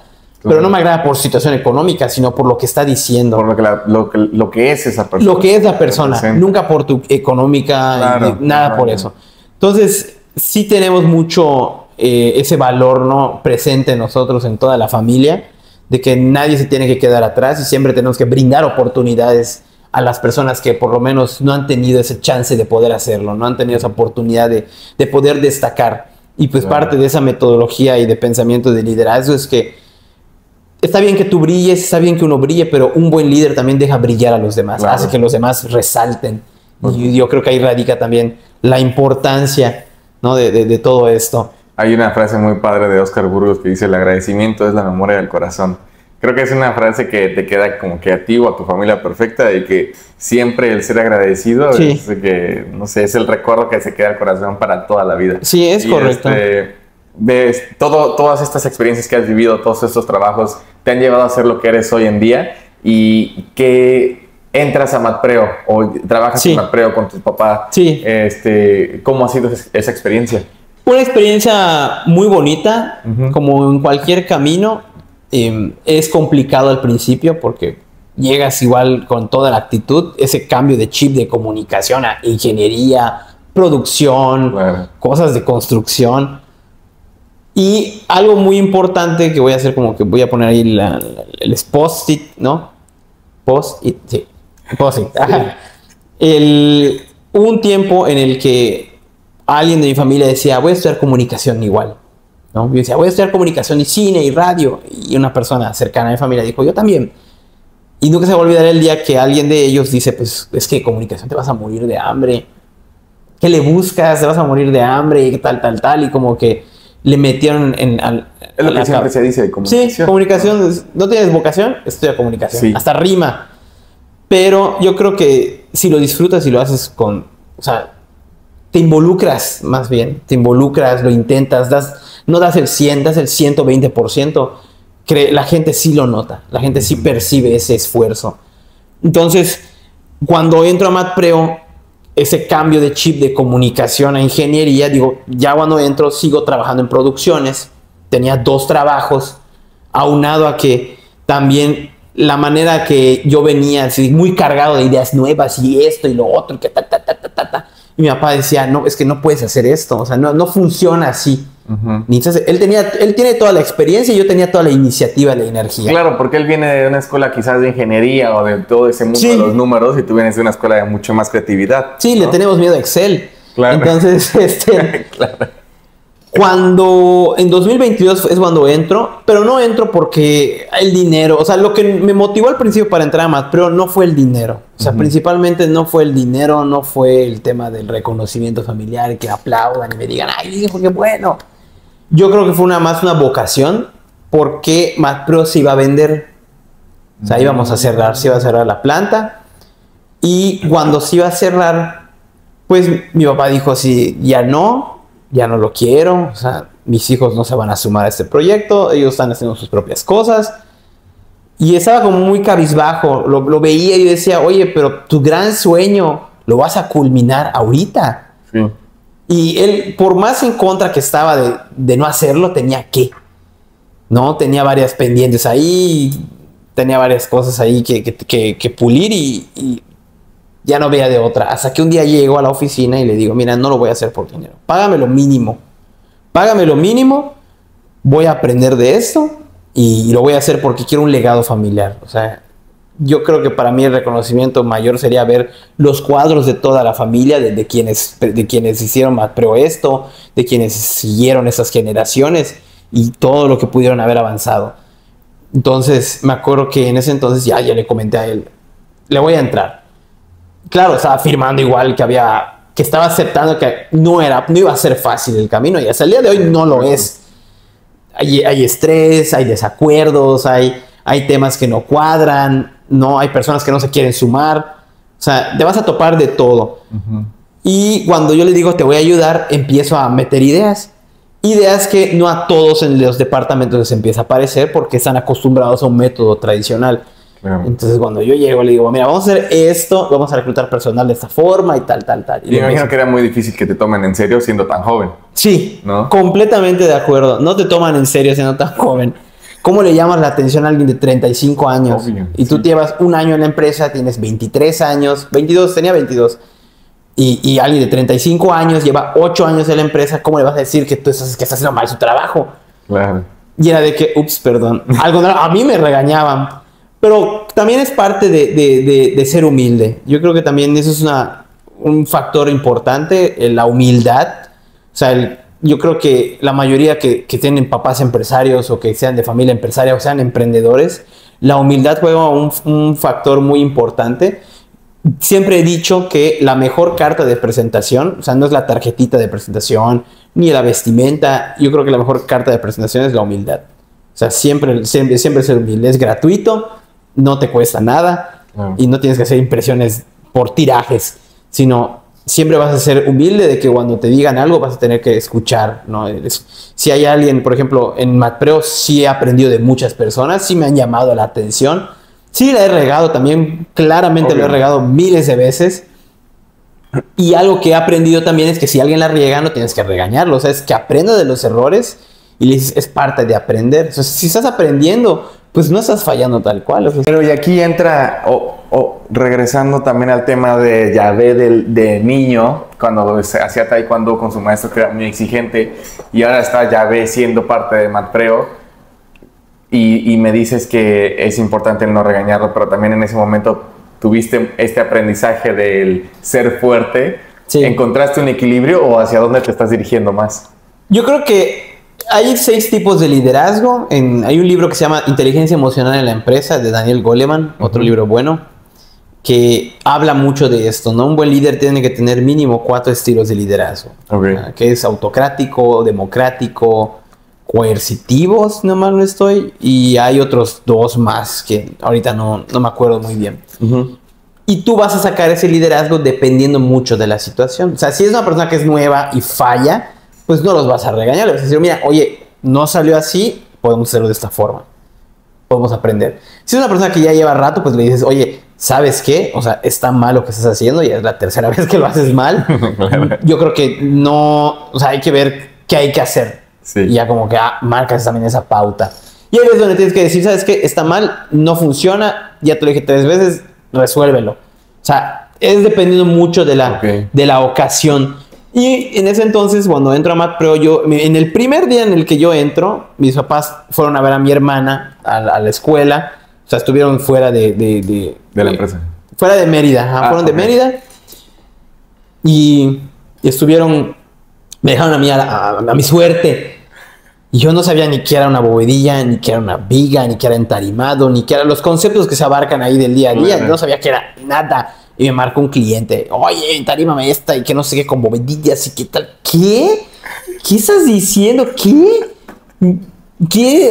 Estaba así choqueado. Y luego venían conmigo a quejarse porque es que esto está mal, ese chavo de producción me está haciendo esto y lo otro. Y yo así, ¿qué está pasando? No tengo ni la menor idea de qué está. Es mi segundo día aquí, todos vienen a quejarse.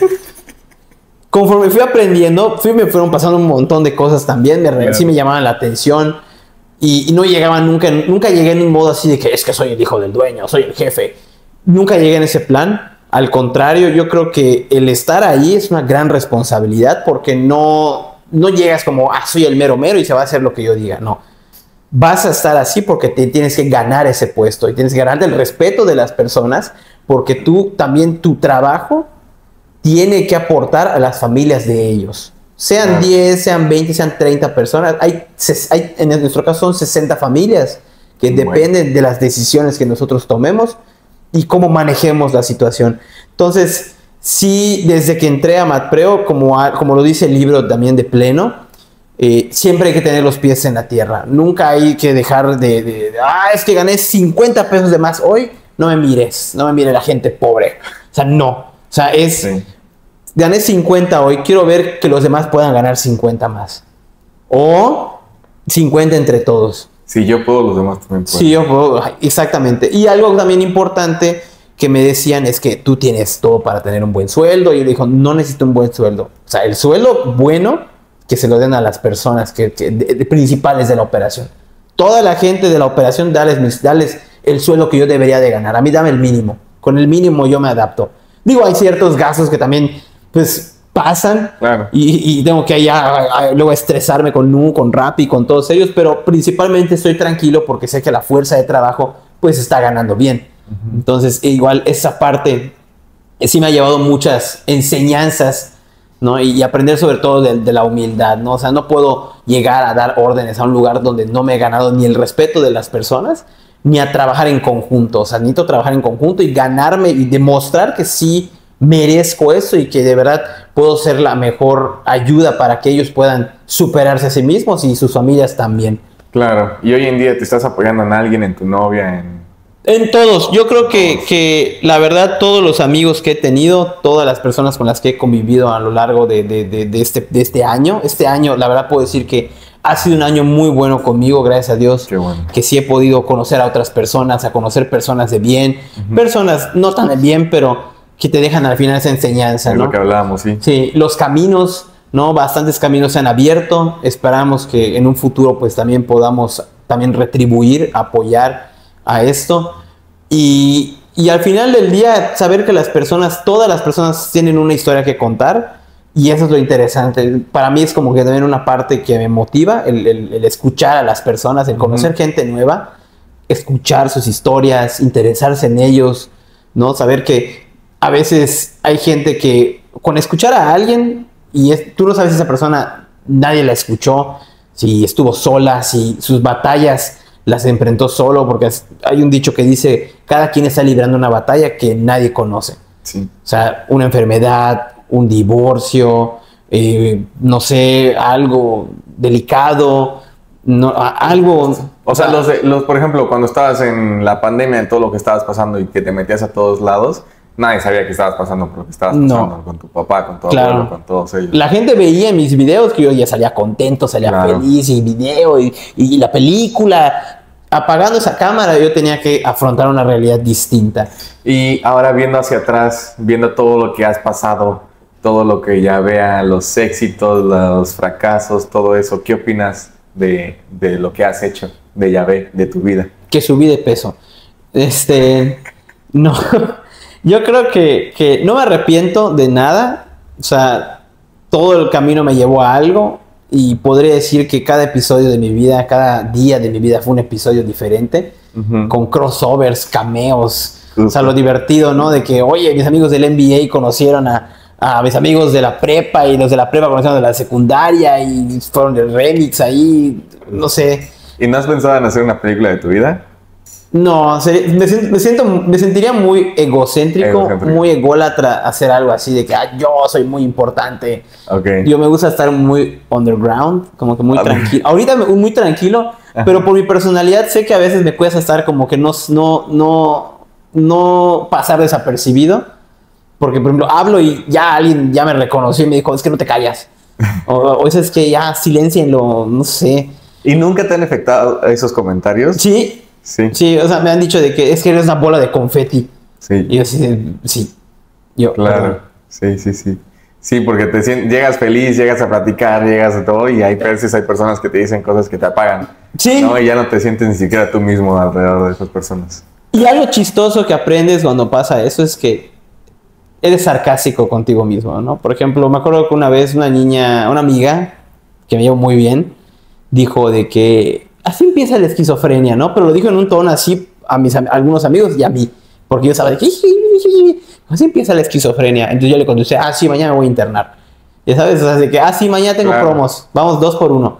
Cosas así sarcásticas que también te ayudan a decir, mira, no me estoy ardiendo por lo que me estás diciendo, no me estoy doblegando, me está lastimando, sino me estoy riendo. Y hasta incluso a la persona como que dices, este güey es cuate, o sea, bueno, es cuate, es banda, ¿no? Ya me hizo reír. Claro. Y terminas haciéndote amigo de ellos igual. Claro, 100%. Digo, creo que llega un punto en el que ya todo el mundo te lo empieza a decir tanto que tú mismo te lo empiezas a creer y dices, bueno, creo que sí lo voy a bajar tantito. Pero también ahí está la diferencia entre, sí voy a dejar que los demás pasen sobre mí, o yo voy a tratar de sobresalir y voy a mantener mi personalidad porque es lo que vale la pena, ¿no? Claro, más bien que sobresalir, como ser la persona adecuada en los momentos adecuados. Ándale, o sea, justamente. Poder ser de que extrovertido, de que celebrando y hola, qué onda, que no sé qué en eventos. Pero, por ejemplo, si es un tema de que alguien está contando algo serio, o sea, pues principalmente es el modo de escuchar, ¿no? Oye, ¿estás bien? ¿Estás tranquilo? Cuando hay que estudiar, pues estudiamos. Cuando hay que jugar pinturillo, jugamos pinturillo. Jugamos siempre, porque a veces es en clase, ¿no? A veces es en clase. pero siento que es por la ocasión. Sí. O sea, sí trato igual mucho de moderarme. Y no de moderarme, sino también de ser empático, sí. ¿No? De una persona está viviendo esta situación. Oye, ¿estás bien? ¿Qué necesitas? ¿Quieres que yo haga algo por ti? Cualquier cosa que digas, avísame cuando llegues a tu casa, o cómo estás. Detallitos que sí dices, oye, pero si tú eres bien bromista, no estás bromeando conmigo. Y yo, no, o sea, estoy siendo serio. Claro. Sí he aprendido igual a adaptarme en ese tipo de situaciones. Cuando lo requiere que sea serio, soy serio. Cuando requiere que pues nos concentremos, me concentro. Un dato que nadie sabe es que me gusta también disfrutar mi tiempo a solas. O sea, sí, cuando veo que ya de plano quiero estar solo, quiero tener un momento para reflexionar, me voy al cine solo. Ahí es mi lugar, es mi safe place. Me voy al cine solo, me voy a una cafetería, almuerzo solo, me voy a un restaurante solo, leo. ¿Pero te pones a hacer algo o te pones a pensar en...? Me pongo a pensar, o sea, como que voy dividiendo mi tiempo, ¿no? Dibujo, presupuesto, leo un ratito, veo videos de YouTube, luego veo novelas turcas, no sé, va dependiendo mucho de qué hago, ¿no? Entonces, sí, me ayuda también como a entender de que, mira, creo que en esta vez sí me pasé. O creo que aquí sí me excedí de la raya. Debí de haber hecho esto, ¿no? O mi comentario creo que no fue el más adecuado para ciertas cosas. Como que ir mejorando continuamente como persona. Y también siendo la persona que pueda ayudar a los demás cuando más lo necesiten, ¿no? Que el poder estar presente a... Claro, ya ve, definitivamente eres una persona increíble. Eres un chavo que tiene una mentalidad muy fuerte. Una mentalidad que creo que todos los chavos deberíamos de tener hoy en día. Y que hay muchas cosas que podemos aprender de ti. Obviamente tú sigues aprendiendo, pero creo que también has aprendido tanto que muchas personas pueden aprender muchísimo de ti y lo están haciendo y están viendo que eres una persona que quiere seguir saliendo adelante y que nunca se queda con lo que tiene, sino que sigue luchando por todo lo que quiere conseguir y por lo que no, también sigue luchando por eso. Así es, por el chisme. Ya para terminar, tengo unas últimas 2 preguntas. La primera es el consejo del día. ¿Algún consejo que te haya marcado muchísimo a ti? No necesariamente tiene que ser ni de tus papás, de tu familiar, o que hayas visto en TikTok, donde tú quieras, pero un consejo que te haya seguido toda tu vida y que tú sigas, pues sí, que tú apliques. Según la revista Big Bang, las de... sí, eran las Big Bang, ¿no? Las que traen los muñequitos. Sí. Yo creo que la frase que más me marcó siempre es tener los pies sobre la tierra, pero el consejo que sí puedo dar es que la mejor carta de presentación es la humildad y la sencillez. Creo que... Y el mejor momento para hacer las cosas ahora. Ayer también, pero hoy es el momento adecuado para intentarlo. No nos quedemos con la tiribilla. Creo que definitivamente ese es tu mantra, lo hemos aprendido hoy. Sí. Oye, y si tuvieras que identificarte, si tú ves una serie, una película o algún personaje de alguna serie o película y te tuvieras que identificar con alguno, ¿qué serie o qué personaje o qué película sería? Chris Evans, porque soy igualito a él. Sí. Okay, o Henry Cavill. Sí. soy su clon. Confirmo. No es cierto. Es que son demasiadas, Voy a decir una de Disney. Yo creo que Monsters University, en la parte de Mike Wazowski, ¿no? Que él era el que estudiaba mucho, el que se esforzaba demasiado. Y que entendió que la vida no es todo estudiar, sino también es parte de la experiencia. Ajá. Y que nunca se rindió, ¿no? Y justamente la frase que dice Sullivan al final de que Mike, tú no asustas a nadie, pero no le temes a nadie. Y es como, o sea, no le temes a nada. Y es como, wow. Y es como, creo que esa frase, desde que vi la película en cines, me marcó mucho, ¿no? O sea, el Mike Wazowski nunca dio miedo en Monsters University, pero fue el que armó el susto más grande en la historia de la universidad. Claro. Y fue como, wow, ¿no? Esa visión de no eres bueno en esto, pero eres el que maneja esto. Claro. Y fue como... explosión mental. Pues muchas gracias de verdad por todos tus conocimientos y toda esta plática, estuvo increíble y espero que alguien que lo esté escuchando te tome como ejemplo también para seguir adelante. Gracias, ¿no? A ti por la invitación y pues las puertas siempre están abiertas para que pues igual lo que necesiten, pues aquí ando. La primera consulta es gratis. Y que vayan a Matpreo. No es cierto, no, gracias por la invitación y por confiar en mí. Ahí no, sabes hombre, muchas gracias a ti. Nos vemos. Adiós. Bye. Misa periscopial.